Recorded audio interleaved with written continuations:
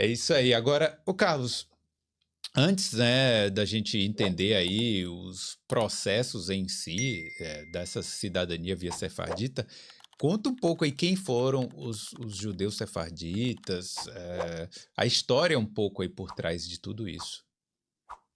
Ok, Felipe. Os judeus da Península Ibérica, eles já estavam, antes da nossa Era Comum, no que hoje é Portugal e Espanha. Tá? Sim. Com o Império Romano, houve diásporas e os judeus já chegaram à Península naquela época. O que significa sefardita? É que aquela região toda era chamada por Roma como Hispânia, Hispânia com H, tá? Mas os judeus, por causa da língua hebraica, chamavam de Sefarad, Hum. Sefarad. Por isso o judeu daquela região é chamado de sefardita, sefaradita, sefardim, há vários termos, mas sempre fazendo referência à região geográfica, né?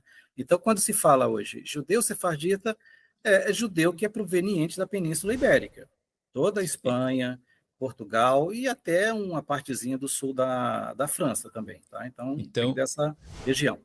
geograficamente, eles foram realmente, você falou, né? O Império Romano foi meio que empurrando eles até ali a Sim, ponta que sim, sim, não tinha mais escapatória, exatamente. né? Ia o oceano. Isso. Isso. E Sim. houve várias migrações, né, por causa das perseguições lá, por exemplo, destruição do Templo de Jerusalém no ano 70 pelos romanos, né, 70 da nossa era. Então, muitos Sim. judeus fugiram ali do Oriente pelo norte da África, se estabeleceram nos países do norte da África, cruzaram ali o canal e chegaram à Península Ibérica, né? Então, já é uma história secular desses judeus, dessas comunidades que ali se estabeleceram.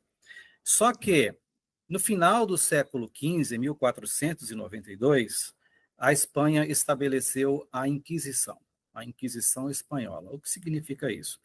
Que todos os judeus que já estavam vivendo há séculos na Península Ibérica e tinham destaque nos reinos ali da Espanha, porque eram pessoas que sempre foram letradas, né? Os judeus têm essa característica, sempre foram pessoas que sabiam ler e escrever para poderem passar os mandamentos, as leis, né? A Torá. Então, eles tinham papéis importantes assessorando os reis, né, estavam muito próximos das cortes. Mas aí, com a Inquisição Espanhola, no Édito de Alhambra de 1492, eles tinham duas opções: ou serem convertidos ao catolicismo, ou então seriam expulsos da Espanha. Com isso, estuda-se que cerca de 120 mil judeus espanhóis desceram ali da Espanha, cruzaram a fronteira e foram para o que hoje é Portugal. E outros milhares foram para a Holanda, para a Itália, para a França, para os países ali do norte da África e muitos outros países na época, né? Então, houve uma diáspora, uma Sim. dispersão. Por quê? Com a Inquisição espanhola, não havia mais como ficar ali, na Espanha, eles tinham que procurar outros lugares. Em Portugal já havia também judeus, né, ali convivendo há séculos. Chegando em Portugal, eles tiveram inicialmente uma certa proteção do rei, mas em 1496 eles também Pouquíssimo foram tempo. forçados, pouquíssimo tempo, É, eles teriam que sim. ser convertidos, né? Os judeus que foram convertidos à força, até usa-se uma expressão batismo em pé, que é o seguinte: reuniram numa praia, pediram para os judeus que quisessem ser deportados em navios e tal, estivessem numa determinado local para aguardar os navios. Eles se reuniram e, de repente, não apareceu navio nenhum, né? Apareceram lá os religiosos da Igreja Católica e fizeram o batismo em pé, jogando água benta em todos. Então, ou foi uma coisa catastrófica, porque muitos preferiram se jogar ao mar, se suicidar com os filhos, e outros foram convertidos à força. Neste momento da conversão, passaram a ser conhecidos como cristãos novos. Tá? Esses judeus convertidos forçosamente passaram a ser chamados de cristãos novos.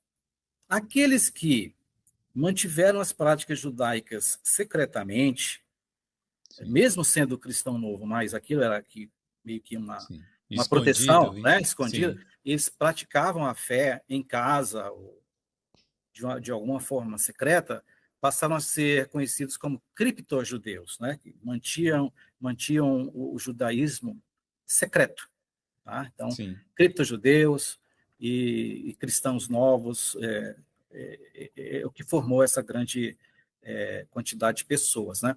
Com a Inquisição Portuguesa oficialmente estabelecida em 1536, muitos judeus fugiram novamente, porque a Inquisição perseguia os cristãos novos, fugiram Sim, para diversos lugares e, naquela época que o Brasil recentemente havia sido descoberto, né, sim, eles fugiram para o Novo Mundo como uma opção de buscar uma terra prometida, um lugar que eles podiam ficar um pouco protegidos das garras da Inquisição, da perseguição estabelecida pela Inquisição. Então, assim, já no início do século XVI, uhum, esses judeus, sefarditas ou cristãos novos, começaram a chegar em uma quantidade razoável aqui no Brasil, né? Ali por Pernambuco, Olinda, Recife, e aqui também em São Paulo, em São Vicente, no litoral, né? Na Bahia também. Então, eles chegavam no litoral e ali iam se estabelecendo basicamente no interior, né? Indo para cidades é, mais afastadas, desbravando ali, e ficaram relativamente protegidos durante algum tempo. Mas sim. logo a Inquisição começou a alcançá-los também, aos seus descendentes, filhos, netos, bisnetos, e de forma Até que no essa Brasil? até no Sim. Brasil, houve perseguição, houve prisões, houve execuções pelo fato Hum, simplesmente da pessoa ser judeu. Praticar o Nossa. judaísmo era crime. É, Então, essa Inquisição que começou em 1536, oficialmente em Portugal, ela se estendeu até 1821. Para é. os olhos da história, isso foi ontem. Estamos Isso. falando de 200 anos apenas, né? Está muito recente.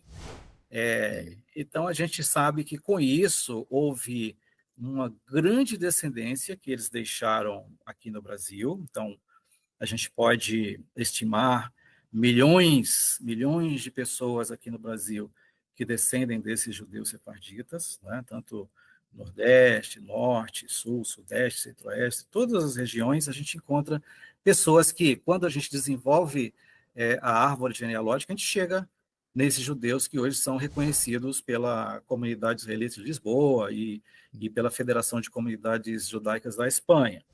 Então, consegue aí chegar, né? a gente tem esse fundo histórico, né, de judeus que estavam há mais de 2000 anos na Península Ibérica e que progrediram e que eram pessoas importantes e passaram por diversas invasões, né? A Península Ibérica ficou aí, sofreu a invasão dos mouros por cerca de 700 anos, e eles conviveram, conseguiram conviver bem, mas chegou um momento que a perseguição foi muito forte com as duas inquisições, né? A gente tem que entender que Sim.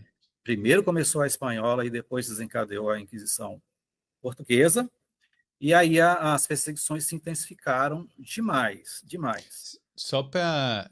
Eu só queria fazer um comentário aqui, que eu fui em Toledo, ali em Madrid, ao lado de Madrid, e você pode ver lá museus dedicados à Inquisição, né? Museu da Tortura e Sim, tal. E é sim. uma coisa horripilante, né? Da gente Uhum. parar para pensar como eles trabalhavam para criar métodos de tortura cada vez Sim, mais. É, instrumentos de tortura sofisticados para a pessoa confessar que praticava o é, judaísmo e também para delatar outros, né? sim, Familiares, parentes. Então, em Portugal há diversos museus assim também, né? Dedicados a essa questão da Inquisição, de forma que nós temos uma história de superação, uma história rica aqui no Brasil, né? Judeus sim, como Branca Dias, Brites Mendes de Vasconcelos, na região Nordeste, aqui no sul e sudeste, e também centro-oeste, temos o Antônio Bicudo Carneiro, Sebastião de Freitas, né, Isabel de Carvalho, e vários outros. São dezenas e dezenas e dezenas dos que são certificados, reconhecidos, sim, tá? Porque não basta dizer, fulano era filho, neto, bisneto, 10º neto de judeu. É preciso que haja um documento, uma fonte histórica que mostra que naquela época, aquele judeu ou aquela judia específica realmente era sefardita, era perseguido ou de família perseguida pela Inquisição, ou foi processado, preso, torturado, etc. Então, é preciso comprovar. E, uma vez comprovando, ele se torna para a CIL, que é a Comunidade Israelita de Lisboa, ou para a FCJE, que é a Federação de Comunidades Judaicas da Espanha, como judeu realmente se faz dita, não é? Ou é, cristão novo, como queira chamar, e até mesmo um termo pejorativo que na Espanha eles davam aos judeus, que eram de marranos, que marrano significa porco, né? Então sim, eram tidos como raça impura. sim. E esse termo pejorativo, com o tempo, foi assimilado, né? Hoje, quando se fala de marrano, é alguém que pratica realmente práticas judaicas sefarditas. Mas existe uma grande parte, eu acredito, né, uma grande parte da população descendente que já não pratica o judaísmo, Sim. já não sabe muito da sua ascendência, não é isso? Sim, muito embora, Hum, Felipe, hum, o que se observa em muitas famílias, principalmente famílias que descendem de outras que são mais antigas, né, mais tradicionais, certas práticas que foram sendo passadas de geração em geração, e as sim, pessoas foram praticando, se tornaram costumes, não é?